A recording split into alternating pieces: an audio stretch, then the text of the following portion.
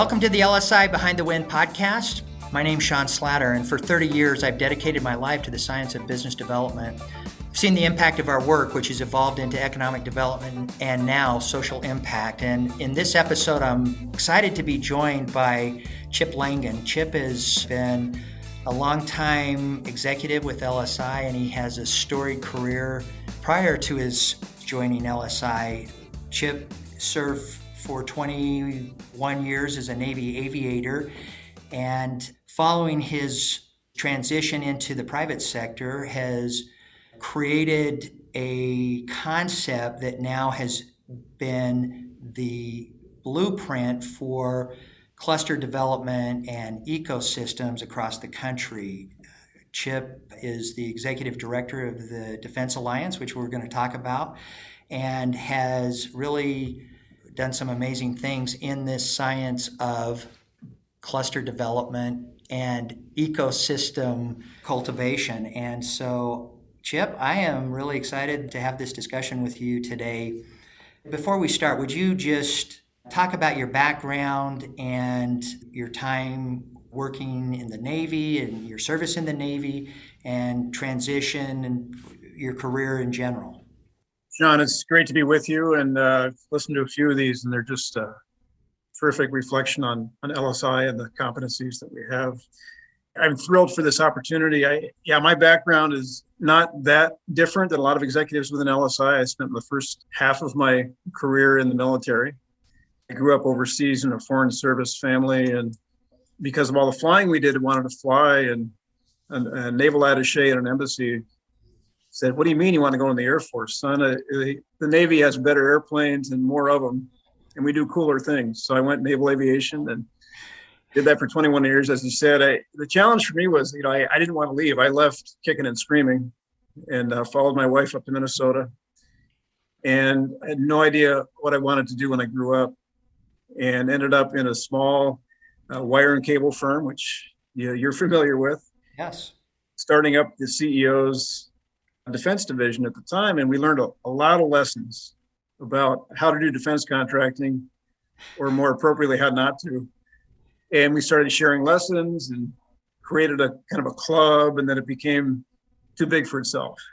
And that's how the whole cluster started, which you alluded to. So my background again is military, but as I always tell folks, people in the military, they're not really fundamentally any different than people in industry and in business. Everybody wants to know where they're going. They want to be led with the right values and the right vision, and we can have the same results that the military has in business like LSI does. Chip, you said you grew up overseas. I want to take a divergent path for just a minute. You recently lost your dad, who I admire very much. And do you want to just talk about that for a minute? I think this is an incredible part of your story. And every time I think of you, I think of your role and your relationship with your dad, who we recently lost. Yeah, thank you for that. I mean, he's a great American hero, as was my mother. My dad grew up on a farm in rural Minnesota, and like a lot of farm boys and other young men his age, went to war in World War II in 1942 in his case, and ended up doing 4 years in the Navy as an officer, and then went to Foreign Service, did 40 plus years as a Foreign Service officer, ended up as an ambassador to Malta, which was the greatest posting any FSO could possibly have. So his payback was the very next tour he went to Iran, where he became a hostage for 444 days during the Iran hostage crisis, which you're very familiar with. And it really defined the rest of his life after that. He spent the rest of his time trying to restore relations with Iran. And I learned a lot about his character and his leadership because of what he did during that time. Absolutely. And he wrote a book about his experience in the embassy as the ambassador. And would you talk about that for just a second? I think it's a remarkable point in history, and it really has shaped the last 40 years. Yeah, so as the senior Foreign Service officer in the embassy, he was the charge d'affaires, which is interim ambassador. He had such a agonizing time not being with the rest of his Foreign Service officers and military folks. And he wrote a book about that experience, which is essentially a compendium of his letters home and letters to colleagues. And incidentally, the book is called Yellow Ribbon, which brings up my mom again, who is essentially the creator of the Yellow Ribbon and anything ribbon related for a cause. My mom started that whole thing during that time. And we always joke that if she had trademarked that, we'd all be millionaires now, but that didn't happen. But yeah, just amazing people, just salt of the earth patriots that did so much for the country and were an example for us.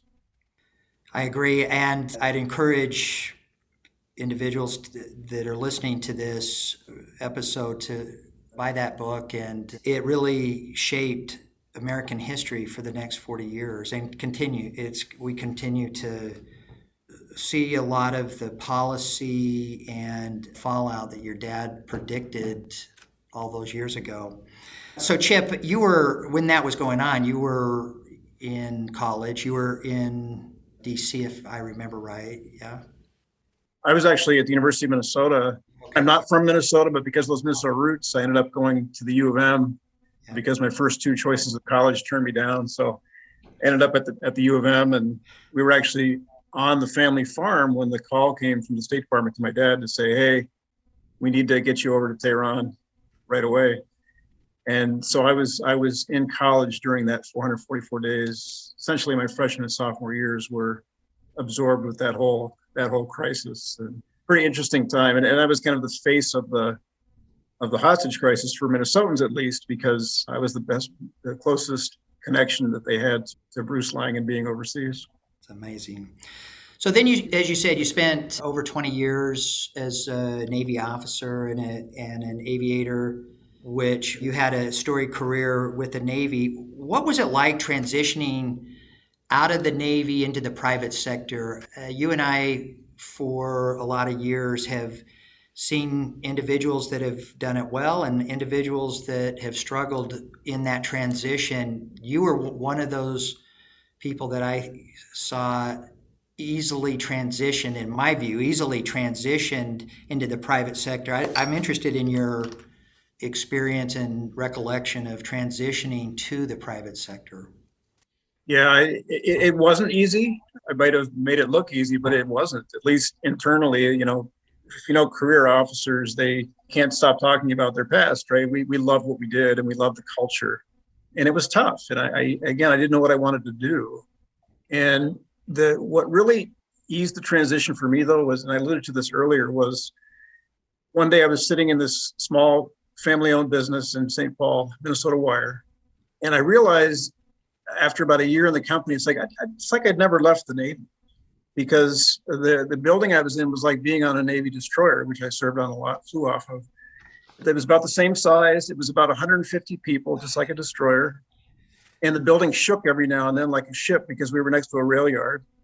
But more importantly, the culture was very similar because we had the people downstairs in the guts of the ship and the guts of the building that were building stuff. They were doing the work. They were making wire and cable. They were the enlisted folks. And then you had the executives sitting on the second floor, drinking their coffee and like the officers looking down on the enlisted folks. But it was a mutual respect in this company as well, between the officers and the enlisted, so to speak. And we had really the same culture that I experienced in the Navy. So that made the transition easy for me. Interesting. In the end. And I think a lot of companies can learn from that too, that the culture that we have of mutual respect for people that do what they do. And, you can talk about diversity and inclusion, all those programs. I mean, the military did it before it was cool. Right. And so it's nonsensical to us that we stress that now because it's in our DNA. Absolutely. So you were hired in this transition to work for a small company to provide business development for them, as I recall, right? So talk about that. Talk about your experience you've been flying aircraft for over 20 years, and now you're in this small business, and your role is go help the company grow and help us capture new work. What in the world was the transition between being a pilot and an officer and a veteran to business development? Well, the interesting thing about the Navy, it's a lot different than the Air Force, which, LSI is very close to, in the sense that the culture is very much, especially in aviation, beg forgiveness rather than ask for permission type of culture. And I didn't realize I was doing it, I don't think at the time, but I kind of harnessed that culture in my head in the sense that I didn't know what I was doing in terms of sales and business development and, running it around in a wire company. What the hell did I know about that? But I did know that you could kind of fake it to make it and fake it to become it, and just go do stuff. What makes sense. Human character, what drives people. And then if you have a CEO, like I did in my case, that gave me a free rein to play, so to speak, I could be creative and innovative and harness that. And we did that in the sense that I was being asked to really jumpstart his defense division at the time. The company was primarily medical wire and cable. Right. And Paul Wagner, the CEO, he's an interesting guy. He's a patriot, never served, wanted to give back. So that was his idea. Let's start a defense division and really contribute. And I had no idea how to do that. So I just went and figured it out. Found out that this thing called defense contracting and federal contracting it's really messed up. It's really hard. It's really complicated. The military. It is. You're right. Yeah, it is. It is. The system doesn't value the right things, right? It values all kinds of stuff because it's public money. But that's okay. There's a process and you can learn it, but it's tough. And so we started to learn all these lessons, and I went to the CEO and said, we ought to share this with some other small businesses and learn from them as well. So we kind of formed a club, and then it became a regular meeting, and then it was a website. And we woke up one day and we had, like now, 850 corporate members in 35 states. And we said, oh man, we can't afford to run my sick hobby anymore as a business development person in a small company. So we went and got federal funds from the Small Business Administration to operate what we created. I really want to spend a lot of our time in this discussion talking about your work in pioneering this concept of cluster development and cultivating ecosystems, because it really, at that time, was very new. There wasn't a lot of organizations that had even considered this, and That's right. It's now become the primary science of economic development across the country. But before we do that, one of my favorite stories about you is that this work and the long relationship that we've now had with the Department of Commerce and SBA started with you finding an RFP that had come out. My recollection is it came out on a Friday, and it was, or that you had found it on a Friday and it was due like a week later or something. Yeah. So talk about this story, because I think it's amazing. And this almost never happens. Let me preface this by saying this is not the right way to capture new business, but I love this story. No, you've got it essentially right. So we had created this network kind of by accident. I mean, there was a plan, but we really didn't have a thought as far as how big it would get or sustainment. And it was primarily defense oriented. So we were paying attention to RFPs from DOD. And one of our members at the time in summer 2010 or fall 2010 sent me an email saying, hey, look at this. There's the SBA, and I couldn't even spell SBA at the time, has this solicitation to build technology clusters. And I looked at it, and this was on like a Monday, and I said, well, that's SBA, that's not us. I blew it off, Sean. So you would have fired me at that point. So I didn't even answer the guy, which was bad. And so he emails me back on Thursday or Friday and says, did you look at this? Because read the details. They want to build 10 technology clusters, 3 of which would be defense. Oh. So I looked at it more carefully. And so I got my marketing director from Minnesota Wire, who still works for us, and said, yeah, we got to submit. She said, well, this is due like on Tuesday. Okay, we'll figure it out. So we spent the weekend writing this thing. And again, I'd never written a proposal at all for anything, much less for the SBA. But it was a fascinating program because it was stimulus dollars that in the 10 timeframe were still sitting in the coffers from the crash of 2008. And these federal agencies, they didn't know how to spend this money. Right.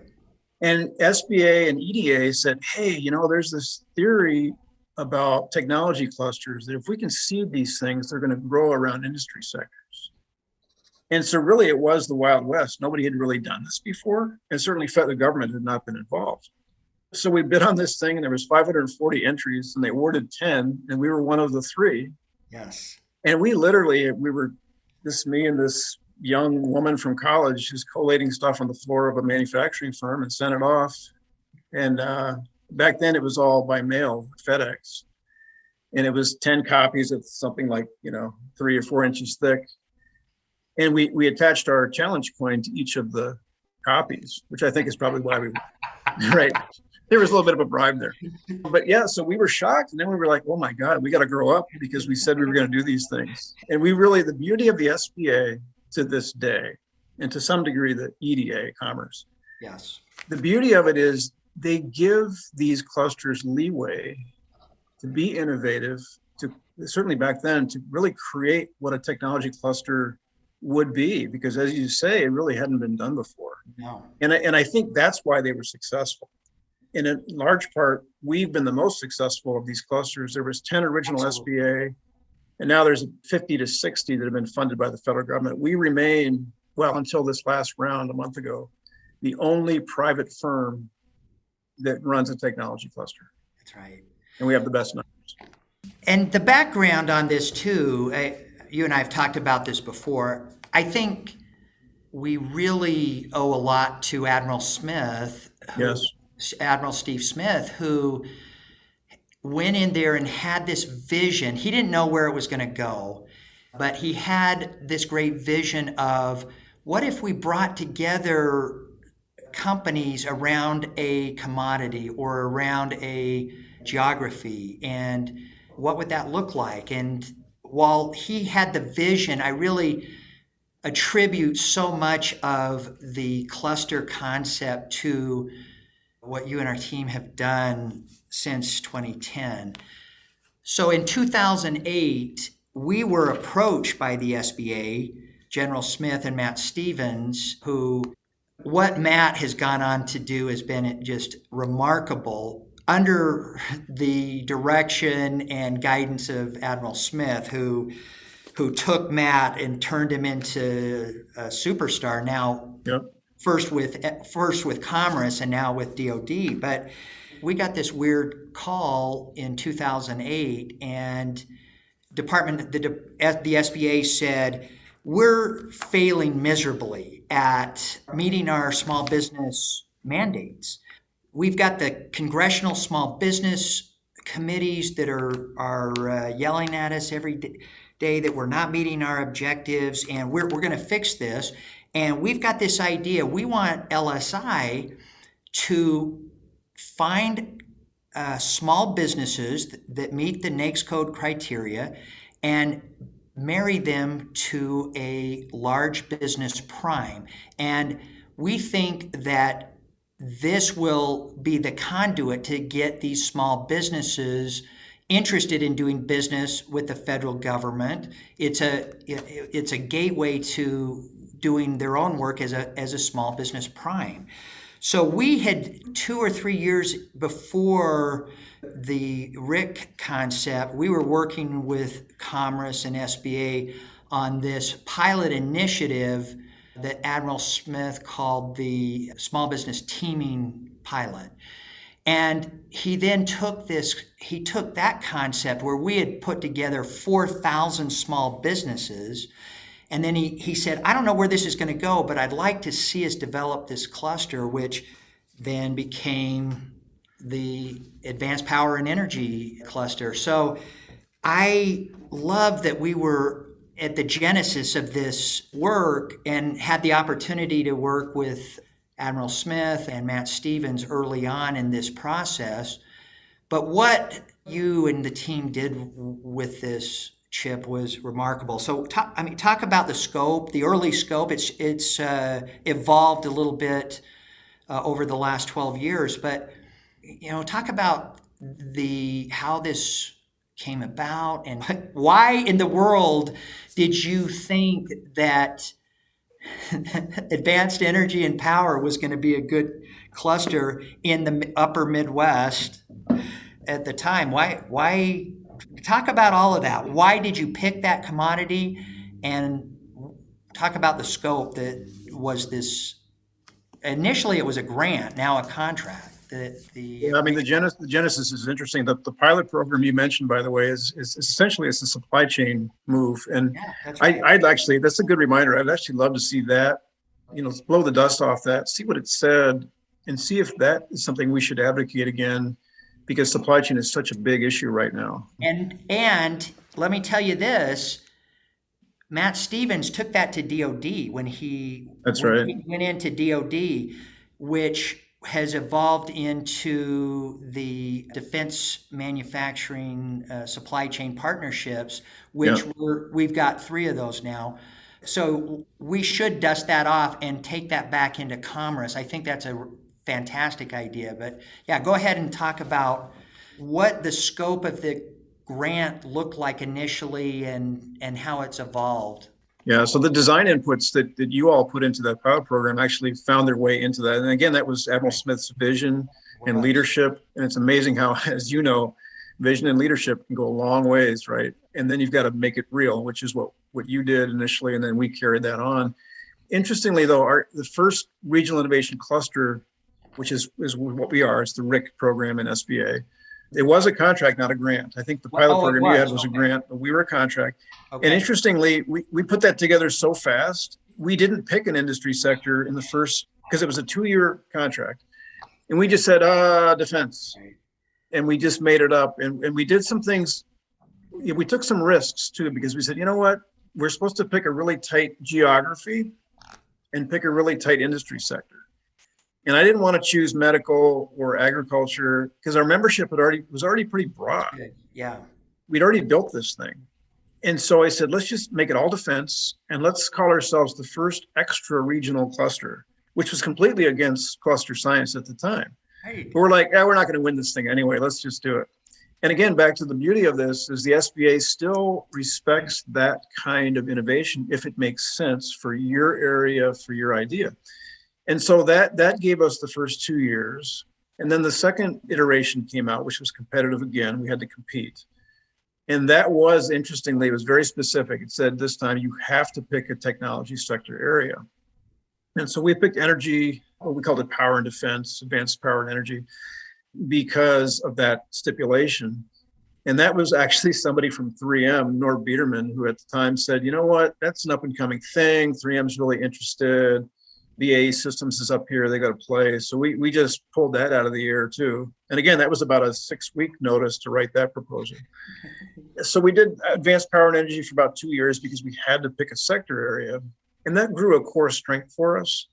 But when it was resolicited again, that stipulation had been dropped. So we dropped that again also. So we've broadened that out to all things defense. And it's so broad now. One of our challenges is, how do we focus, right? There's no cost of goods sold per se, right? But it goes quickly. And so our challenge has been, how do you maximize those government dollars for the best return for the taxpayer? And we've been very effective, I think, in terms of figuring out 2 things when we work with small businesses. Technology readiness, we call it, and business readiness in equal measure. Does the small business have something of value that the government wants? And is it ready to go? And even if it's not, if it's just an idea on a napkin, we'll play with that too if it's got enough promise. But secondly, business readiness. We can sit down now as a team, meet with the CEO and his team, and figure out pretty quickly if there's some serious players here. Are they strategically invested? Are we going to be partners in going together with this? We have to be that selective to be good stewards of the program that we manage. Love it. So at the same time, Chip, we were working in Oklahoma City on a manufacturing cluster, not outside of the Department of Commerce program. We were working in Rhode Island, Florida, and Long Island, New York. We had that, actually, that was funded by the Department of Commerce, the Long Island Lift program. We had a program in Idaho and Wyoming.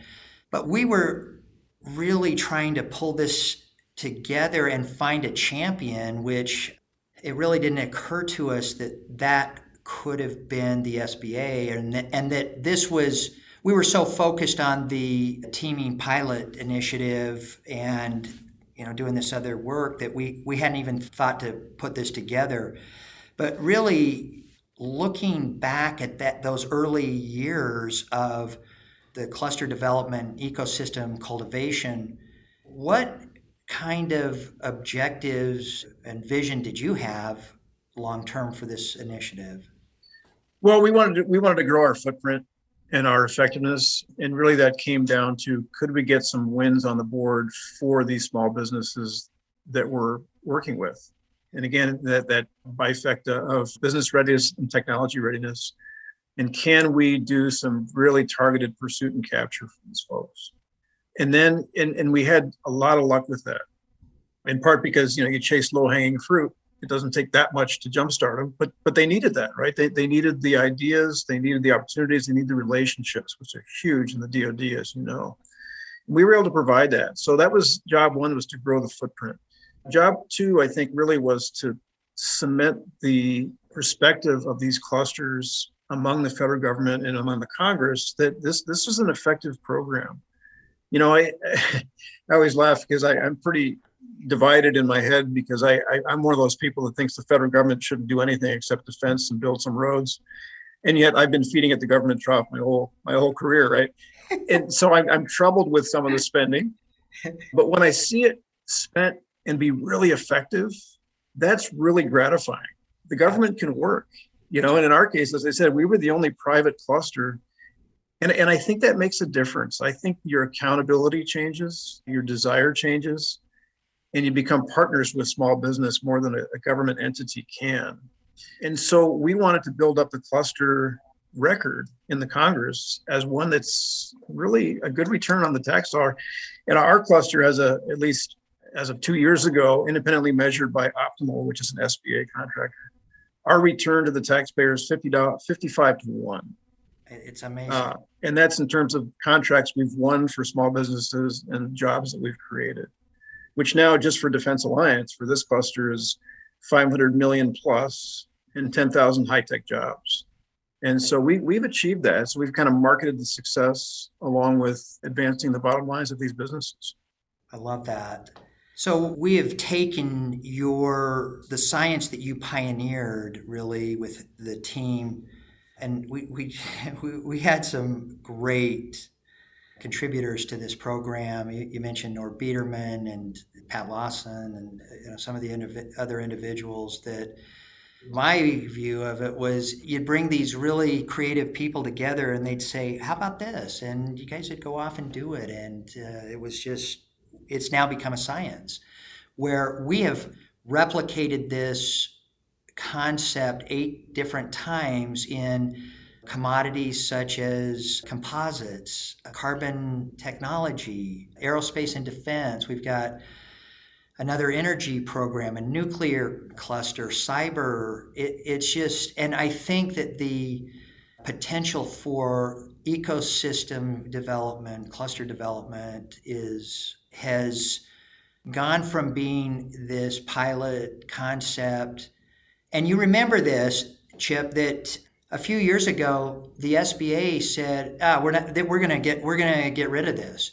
Yeah, it's like the A10, Sean. They've been trying to kill this program since they started it. And we thought it was done. I mean, you remember we briefed both the Senate and House Small Business Committees. We met with members of the administration and Commerce, the Commerce leadership. We met with the leadership of the SBA. By that time, the champions, the vision of Admiral Smith they'd all left. And this new appointees and the staffers that remained back said, we're not going to continue to work this.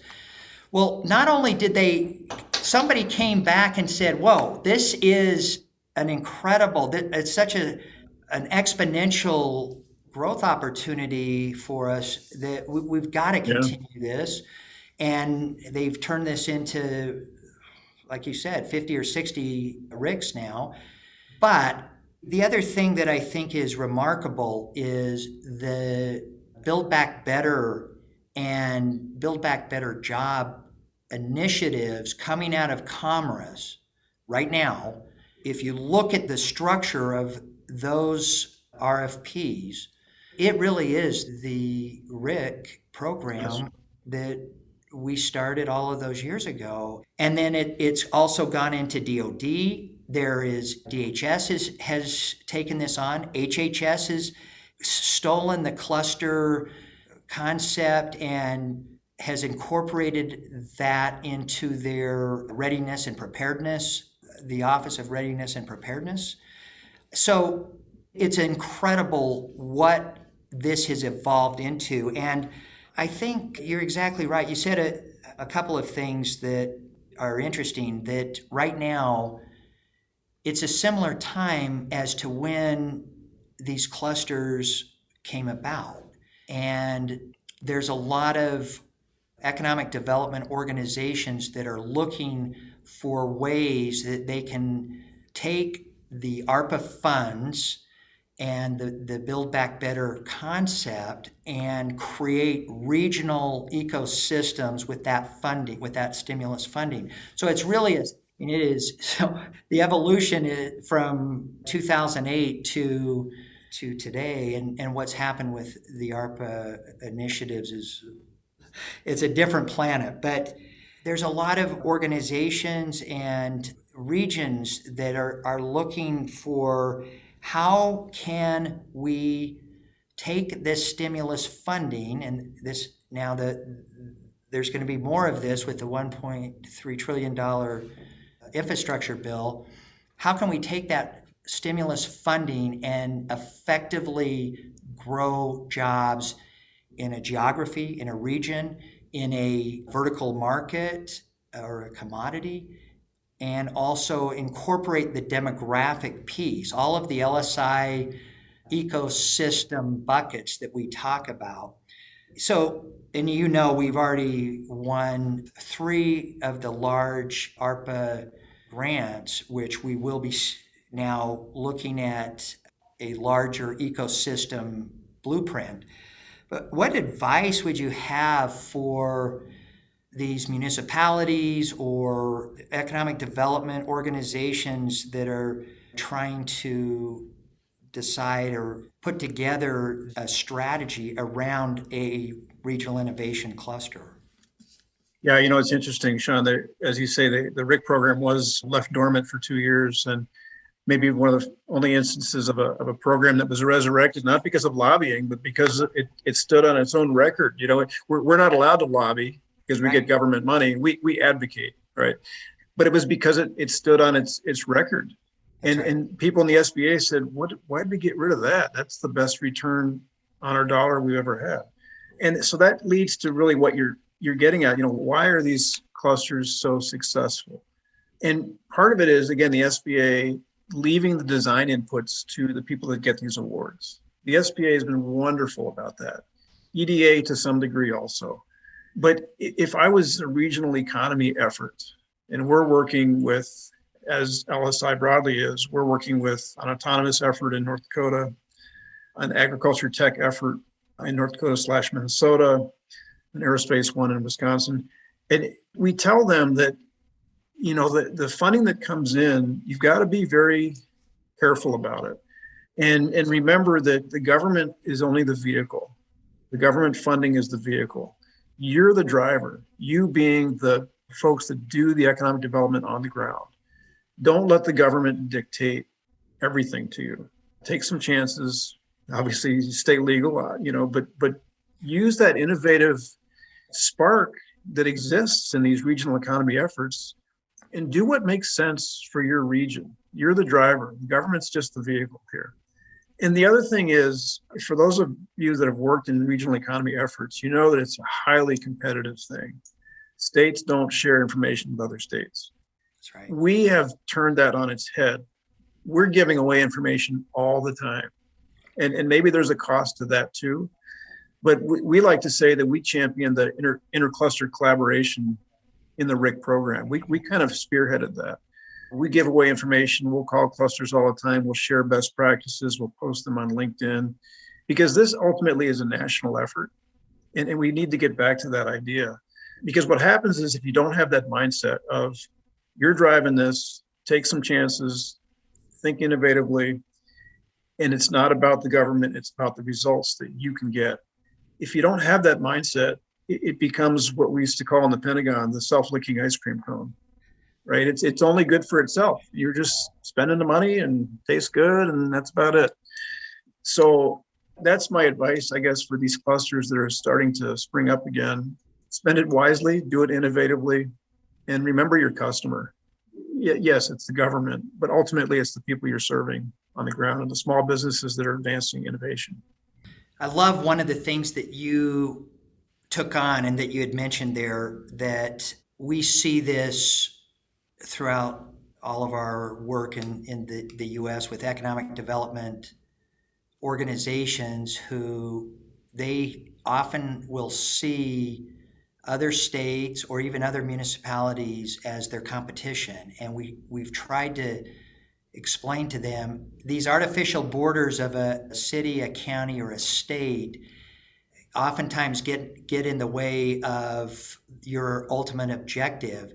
And you're right in that there are very few successful economic development programs that are interstate initiatives. And I think the Advanced Energy and Power Cluster is a great example of that. And we've taken, that was another, I mean, it seems obvious, right? But it really was kind of revolutionary at the time that, what do you mean we're going to take this program and we're going to work across, initially, was it 6 states initially?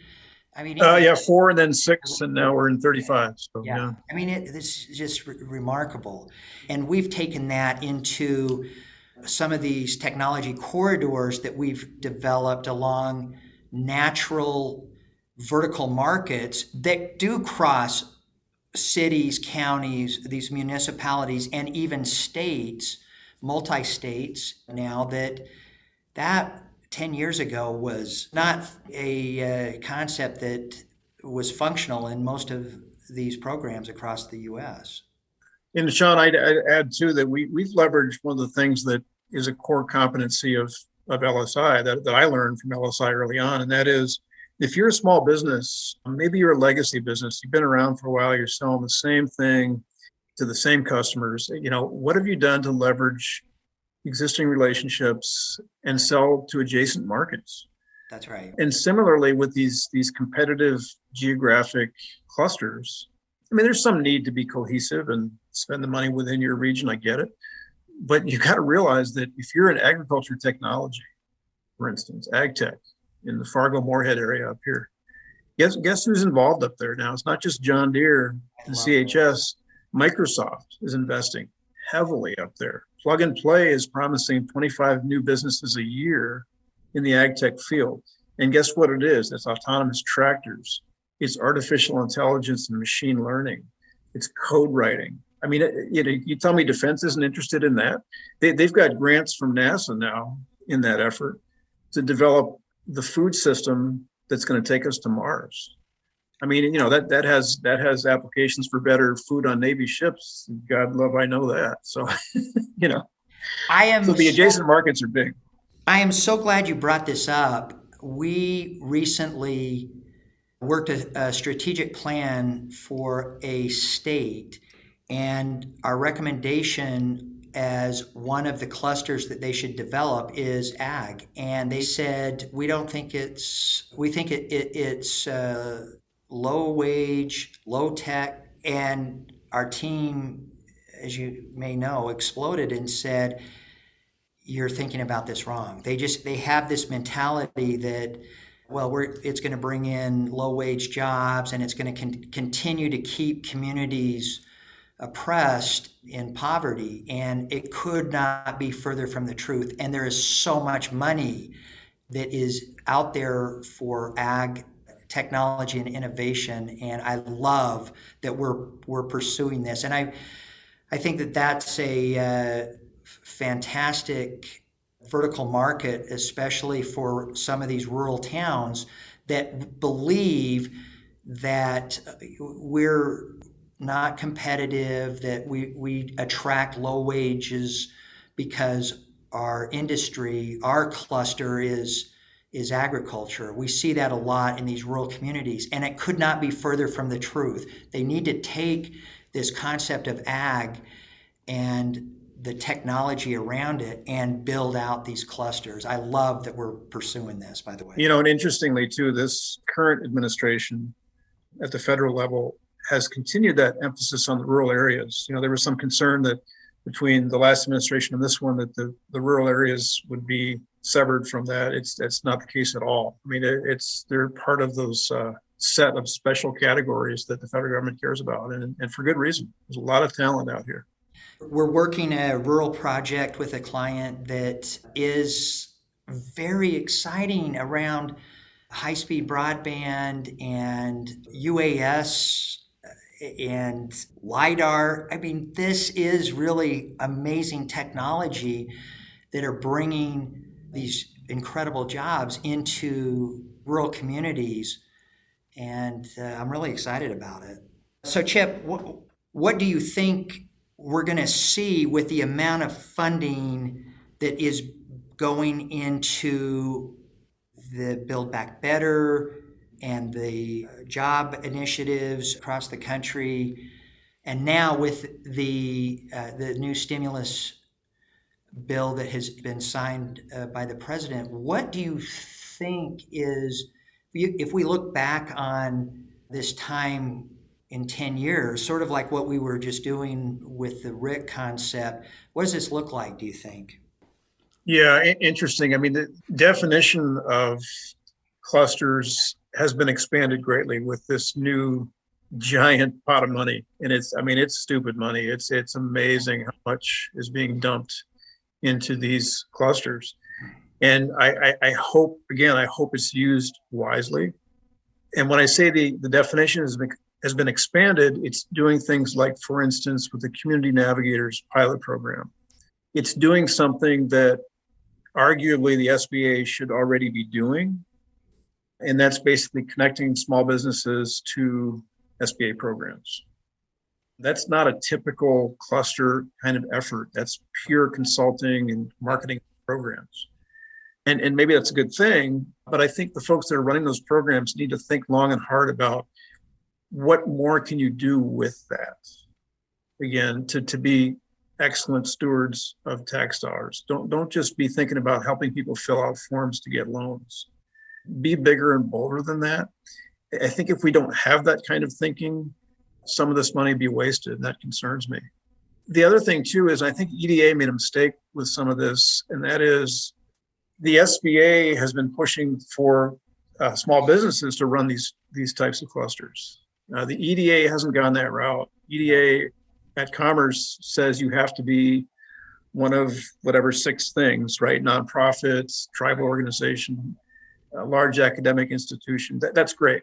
But having said that, I think it's left a lot of folks on the table that could have brought real innovation to these clusters, that being private sector businesses like LSI. And I think the antidote to that is, and we've taken this approach, is where you're working with regional economy efforts. In our case, we're working with those 3 that I mentioned: ag tech, autonomy, and aerospace and defense in 3 states. Offer yourselves up as a subcontractor to these large entities to do a lot of the work involved with this. Because again, I think small business, especially private business, has better accountability, better ideas, and are going to be better stewards of this kind of money. And so we've taken that path. We've tried to be, we are actually bidding on several of these as a subcontractor.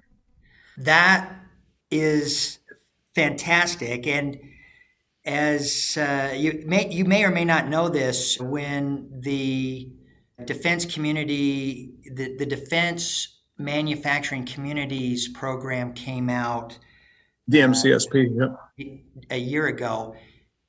They had copied and pasted, I mean, verbatim, Yep. the EDA, you must be one of these things. We went back in there and gave them that exact briefing, Chip, that hey, look at the last 10, 11 years that this has been going on, and you need to change the criteria, and they did.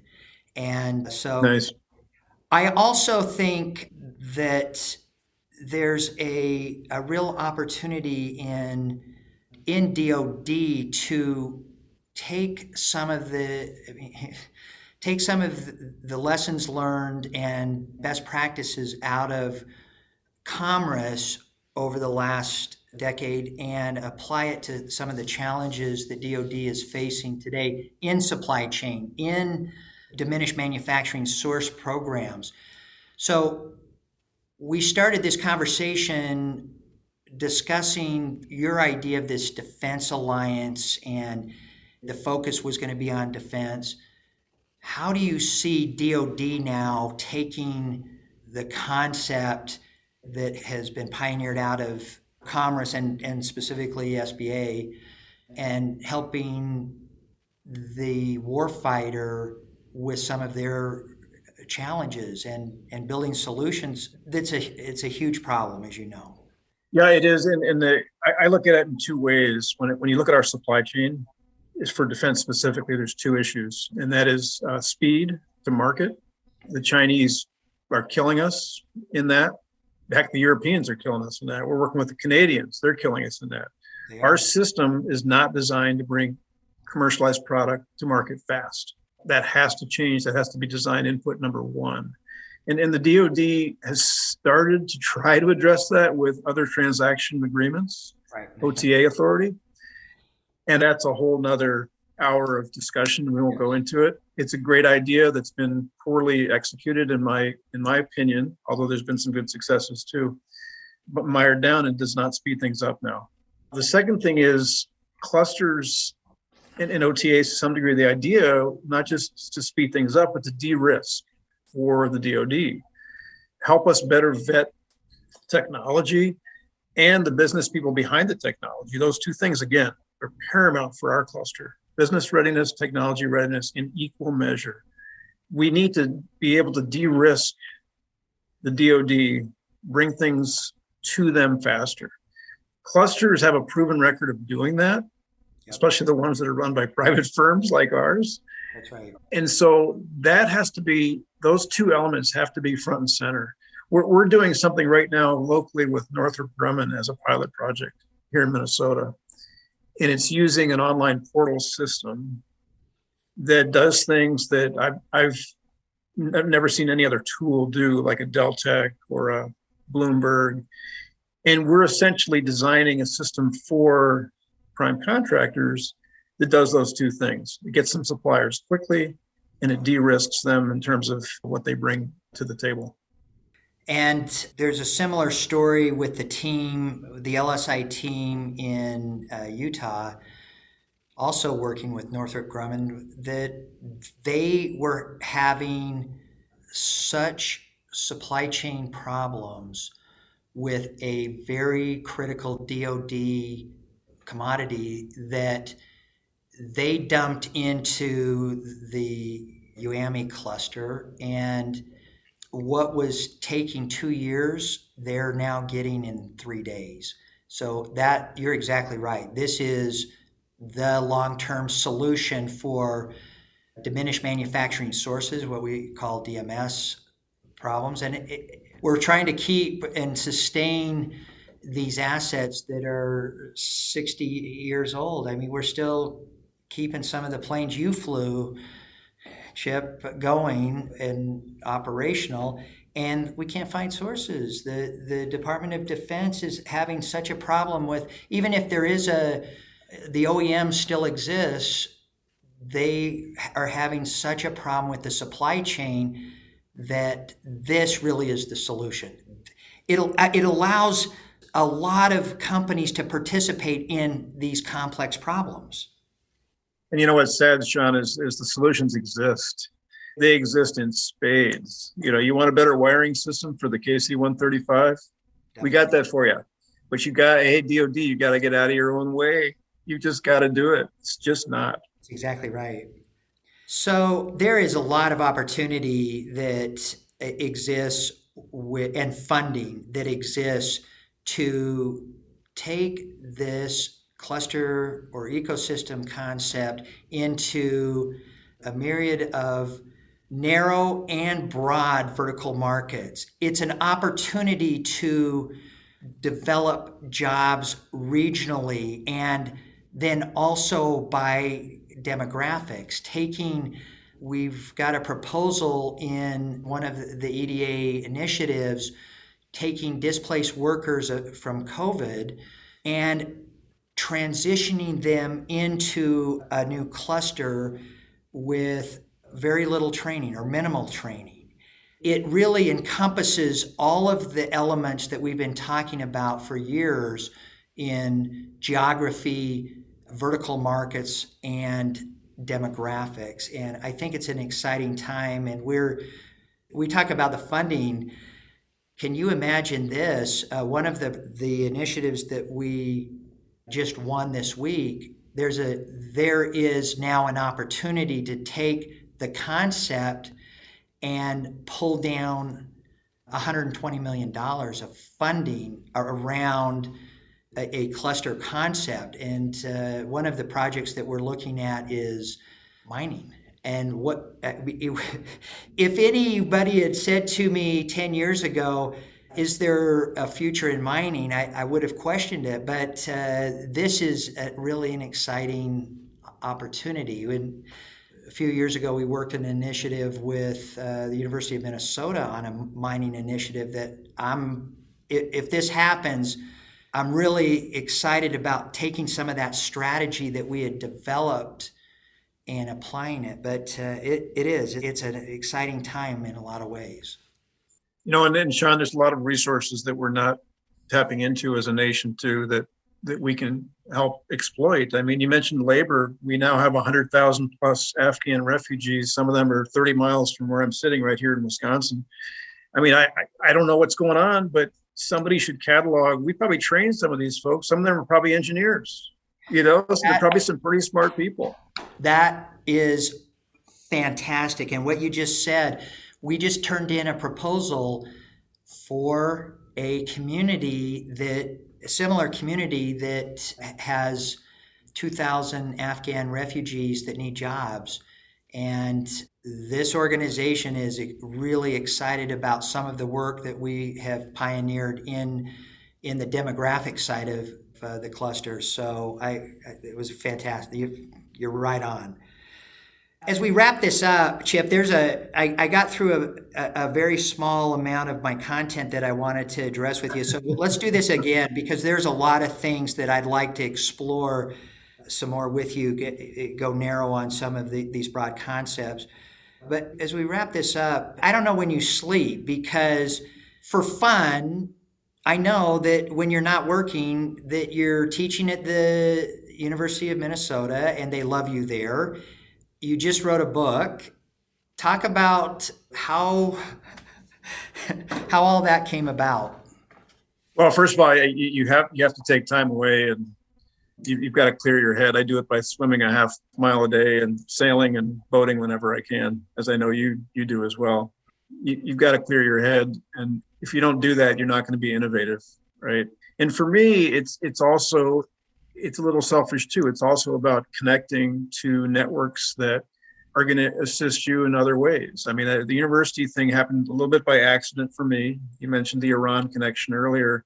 Yep. The director of that program at the time was Iranian American, same age as me. In fact, he was born on the 4th of July, the same year that I was born. And he was born in Iran on the 4th of July. I was born in Pakistan about a month earlier. I always told him he's more American than I am, I think. But he brought me into the program just to co-teach one class. And then he said, well, you ought to do another. And all of a sudden I woke up one day and I'm teaching 3 classes and doing capstones at night.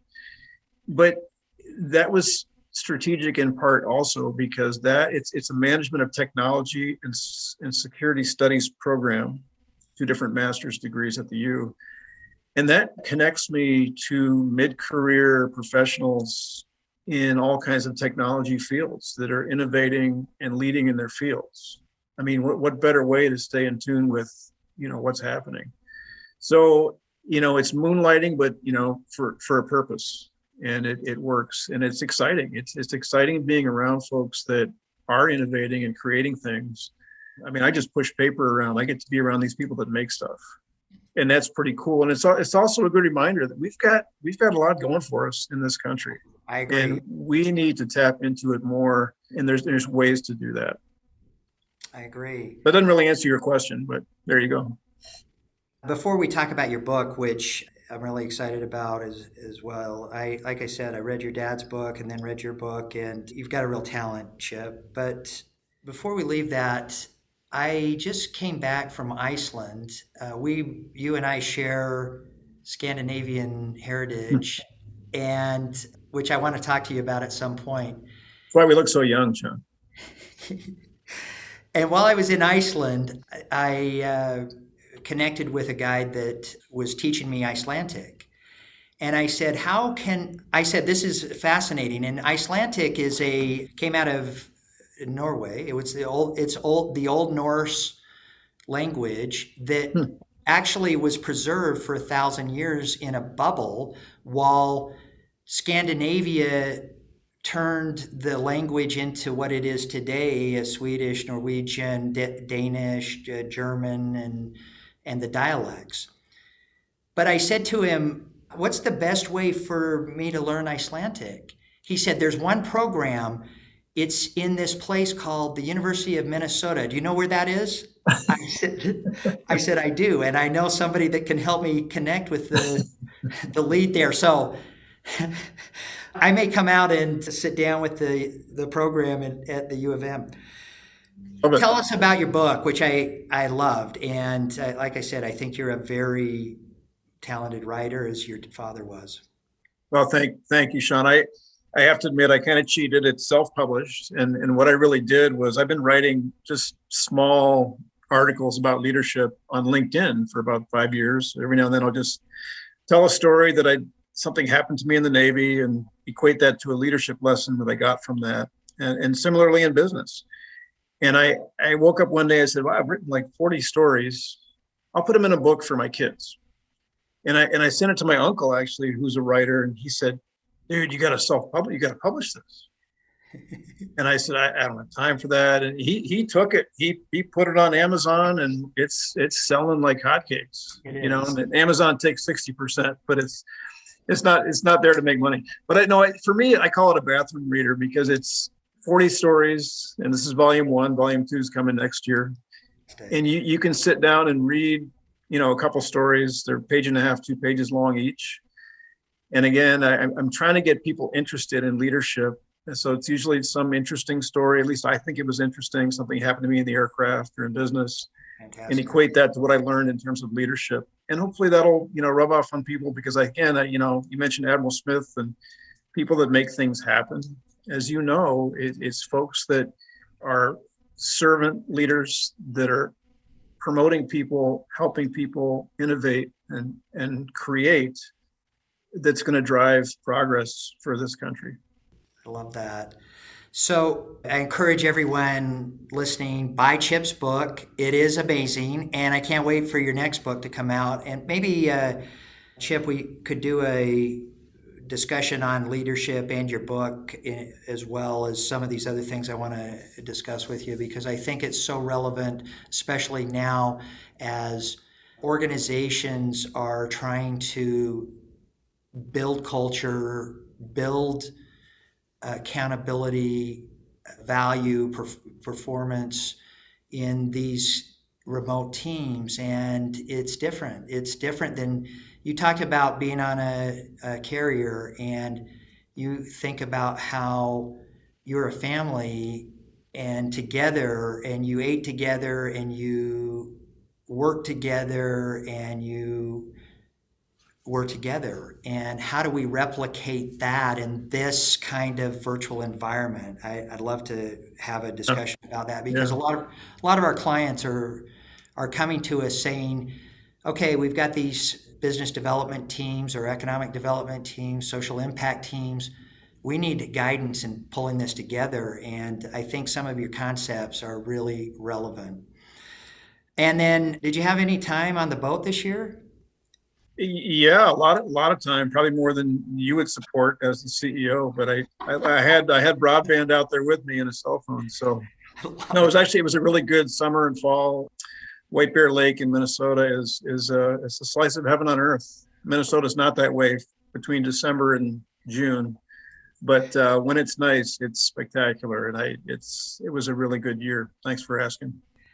Well, I admire what you're doing, Chip. Thanks for all of your thought leadership in this science of ecosystem development, regional innovation clusters that have become really now the science of economic development and social impact. I love it. And I know you've got a lot left. You've got a lot still. I love that you're writing another book too. That's fun. Thanks, Sean. Anything This has else? been a pleasure. It's been fun. Anything else, Chip? I just, again, take time to enjoy things. And, I'll share one last story about my father, and that equates to leadership again, Love too. that. And you mentioned we're in the Zoom environments, right? And it's so hard to connect to people. And we've got to remember to be human. We're losing that. And the one story in my book about my father, who was going to bed one night about 2 weeks before the hostage crisis happened. He was in his residence in Tehran, and he went in, he saw a Marine that was sitting outside his door, didn't think much of it, went in, put his pajamas on, came back out in about 10 minutes in his pajamas. And this Marine told this story 40 years later. He said, your dad came out in his pajamas and I'm in my dress uniform. And he said to me, he says, Marine, what are you doing? And this is like midnight. He says, well, Mr. Ambassador, I'm guarding you. And my dad said, no, you're not. Tonight's the night you're going to write your mother. And the guy said, well, I've never written a letter in my life. He said, well, tonight you're going to do that. And so he sat down and wrote his mother a letter. And 2 weeks later, he was a hostage along with my dad. And his mother treasured that letter. Only time his son had ever written her anything. And it sustained her through the crisis. And it really reminded him that, we're all human, we're all in this together. And we've got to preserve that. I love it. And I was going to ask you, is the Yellow Ribbon, your father's book, available? Is it on Amazon? Well, it's not an active Amazon published book.